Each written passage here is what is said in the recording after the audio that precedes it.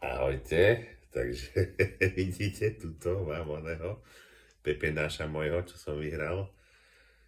No tak to si tu spinkal pri mne, jak plišak. No, je čas na takú oficiálnu ďakovnú reč. Neviem, kde mám začať. Nerad by som na niekoho zabudol. No poďme pekne, jak sa hovorí, po poriadku. Zoradím to asi podľa poradia, s kým som trávil najviac času. Tak chcem sa poďakovať hlavne môjmu trénerovi, Dorovi Zajacovi, ktorý celú túto prípravu mi ukázal, že dá sa to robiť aj inak, ako som bol zvyknutý, a vyšlo to. Takže stal sa som v podstate majster. Konečne titul nejaký sa podaril po toľkých rokoch snaženia. A hlavne si myslím, že forma bola špičková, životná. Takisto mojej žene, manželke Lucii, ktorá to so mnou pretrpela, lebo všetky ženy pozdravujem, ktoré máte doma kulturistov, určite viete, čo to je. A nemusia to byť len kulturisti, ale stačí, že to je hociaký športovec, čo to robí na takej úrovni, že musí dať tú prípravu na najvyššiu prioritu a rodinu tým pádom troška, či už viac menej ukrátim. No samozrejme, ľudia, čo to nepoznajú, ťažko si to predstavia. Takisto sa chcem poďakovať chlapcom z Námaximu, Rožkovi, Radovi Zurčanimu za super spoluprácu, či už v rámci super obchodných podmienok, alebo keď som potreboval nejaké doplnky výživy narýchlo, aj nejaký sponzoring.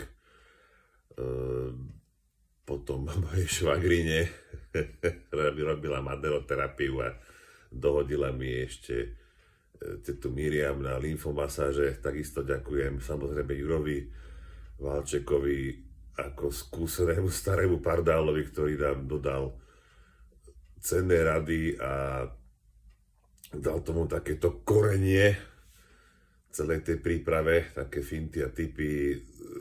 Poďakovať chcem samozrejme na B Slovensko, Filipovi Bolechovi, Dominikovi Pálešovi, Adi Remšíkovej, skrátka celému týmu, Marekovi z Fitmaxu, čo to dobre nafotil. Takisto nesmiem zabudnúť na Erika Gališina, ktorý nám robí kameramana, strihača, podporu v rámci nášho podcastu Kam do fitka, Robovi Regulovi za participáciu tiež na súťaži ako kolega a odvoz smerom do tej Subotice, do toho Srbska. V podstate Števkovi, Bankovičovi a Olge za to, že sa mňa starali po stránke, aby som mal tých zopár vlasov, čo mi ostalo, hej. Mi upravovali, samozrejme mojim rodičom sa chcem poďakovať, aj keď sme spolu boli málo, ale držali mi palce a vždy som mal u nich dvere otvorené, takisto Petržalskej posilke a Bráňovi Verešovi, hej, že keď som potreboval odmakať. Nesmiem zabudnúť na Lukáša Šibaka, čo vlastne ma trénoval kickbox, vďaka k nemu sa tá postava aj upravila tak na taký viac estetický štýl, že nebol som taký bruchatý bambus.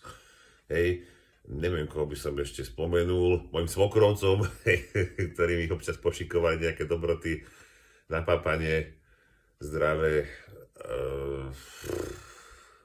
V podstate každému, či už to bol kamarát, klient, zákazník, ktorý sa viac menej aj tak maličkým niečím pričinil k tomu, že mohol som napredovať a nejak posúvať sa dopredu.